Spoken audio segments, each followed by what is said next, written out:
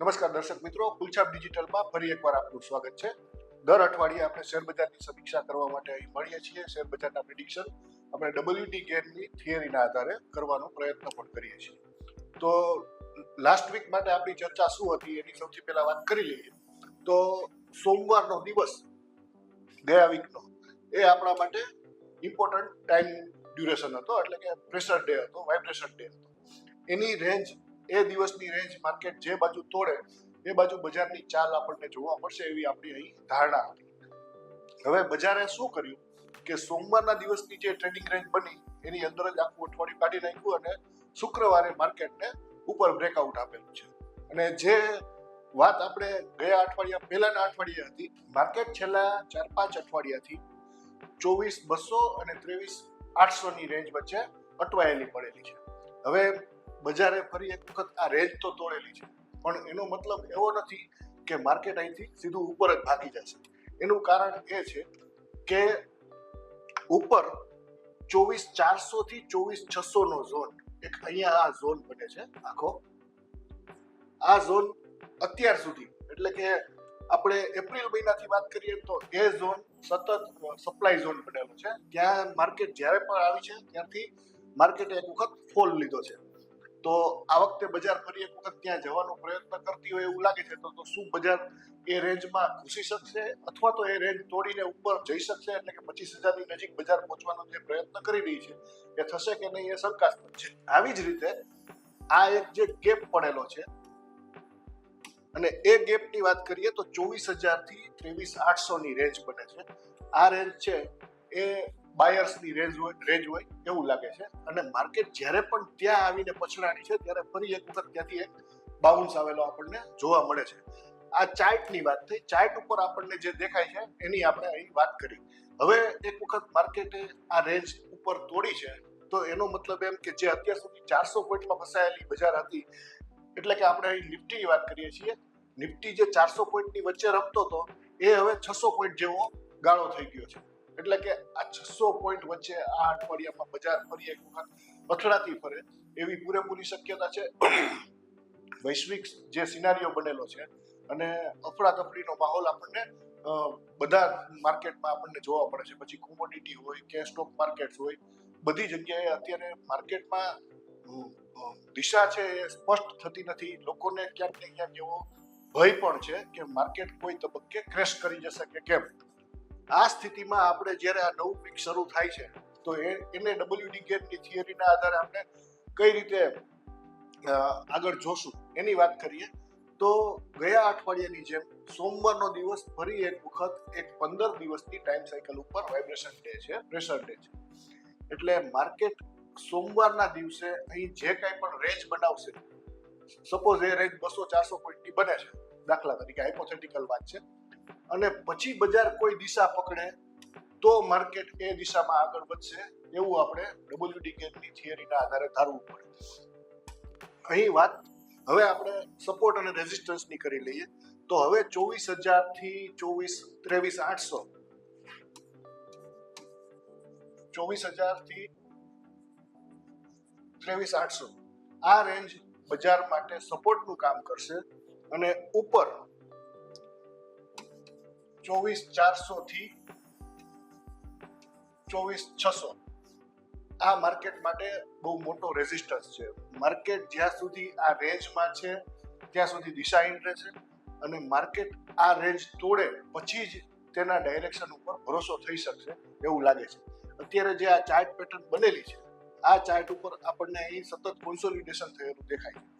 હવે આ ડિસ્ટ્રીબ્યુશન છે કે એક્યુમ્યુલેશન, એટલે કે માર્કેટમાં મોટા ખેલાડીઓએ વેચાણ કરેલું છે કે ખરીદી કરેલી છે એ આપણને ખબર નથી. અને આપણે એવી કોઈ ધારણા બાંધીને જો બજારની રાઈટ સાઈડ રહેવું હોય અને રાઈટ ડાયરેક્શન આપણે પકડવું હોય તો માર્કેટ જે દિશામાં જાય એક વખત એને ત્યાં જવા દો, પછી એનું કન્ફર્મેશન આવવા દો કે માર્કેટ ખરેખર એ દિશામાં જે બ્રેકઆઉટ કે બ્રેકડાઉન આપેલું છે એ કરવા માંગે છે, તો અને તો જ બજાર એ દિશામાં જશે એવું ધારીને કામ કરવું. માર્કેટ વોલેટાઇલ છે અને વોલેટાઇલ વધુ રહેવાનું છે, અને હવે એની ચાલ પણ મોટી થાય છે. જો બજારમાં આપણે ખોટી બાજુ બેસી જઈએ તો માર્કેટ આપણને મોટી નુકસાની પણ કરાવી શકે એવા ત્રિભેટે આવીને ઊભું છે.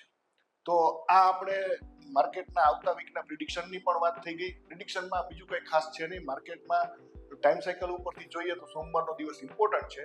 માર્કેટ એ પછી કઈ દિશા પકડે છે એના આધારે આપણે બજારનું ડાયરેક્શન ધારવાનું છે અને આગળના આપણા ટ્રેડ પ્લાન કરવાના છે.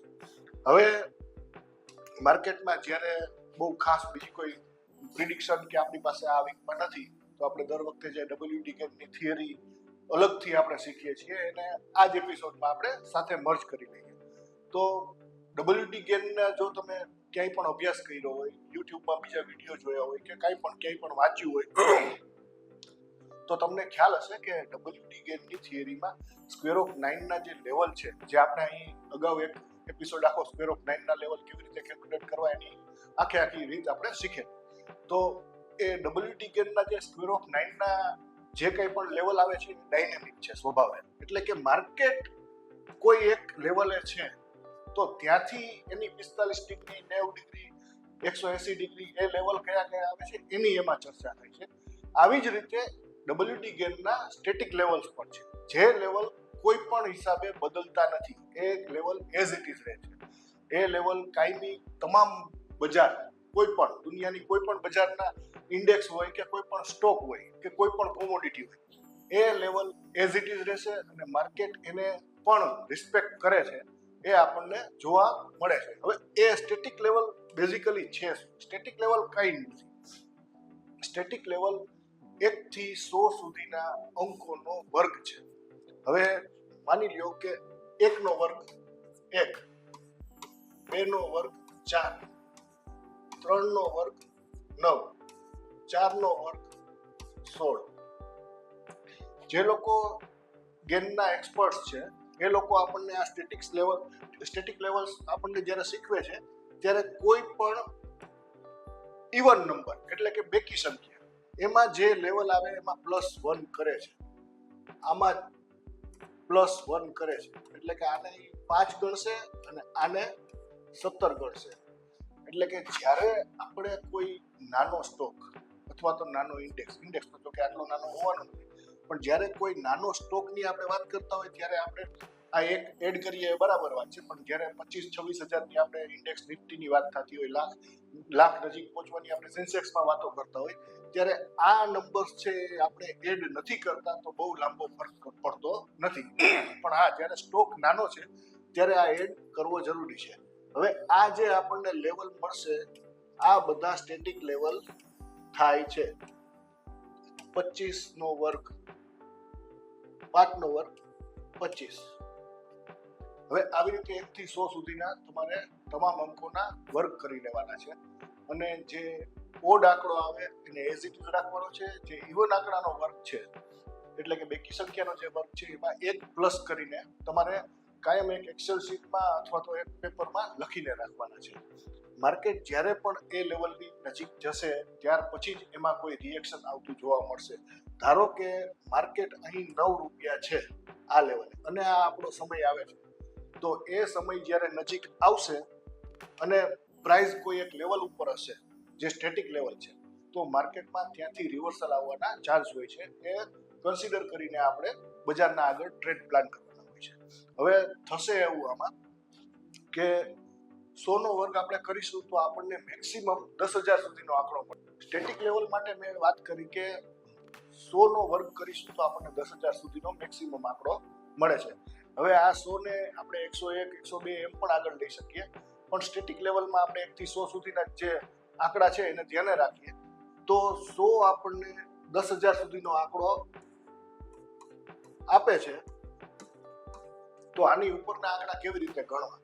હવે આના માટે આપણે શું કરશું કે 1 થી 100 આપણે એના વર્ગ આપણે લખી રાખેલા હશે અને ઇન્ડેક્સ સપોઝ 24,000 છે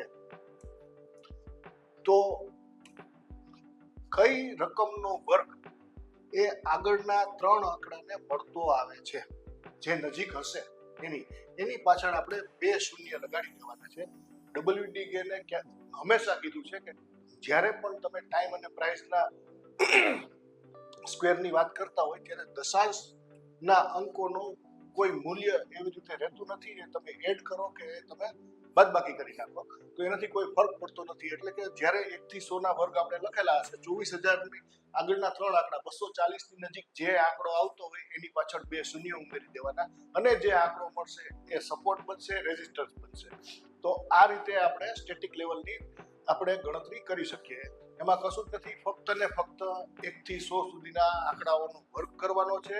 એ હંમેશા માટે આપણે ચાર્ટ ઉપર પણ પ્લોટ કરી રાખી શકીએ, ક્યાંક લખી પણ રાખી શકીએ. જ્યારે ઇન્ડેક્સની વાત આવે, મોટા ઇન્ડેક્સની, ત્યારે આપણે એને ઉપયોગ કરવા માટે આગળના 3 આંકડા જોઈ લેવાના છે, એની પાછળ 2 શૂન્ય ઉમેરવાના છે અને જે આંકડો મળે એ આપણા ચાર્ટ ઉપર આપણે પ્લોટ કરી રાખશું. તમે આ આંકડા જે મળે એને તમે બેક ટેસ્ટ કરી શકો છો અને જોઈ શકો છો કે માર્કેટ જ્યારે પણ એ લેવલ ઉપર આવે છે ત્યારે જાદુઈ રીતે રીતસર જાદુ લાગે એવી રીતે ત્યાંથી માર્કેટમાં ઇન્ડેક્સ અને સ્ટોકના ભાવનું બિહેવિયર જોવા મળશે.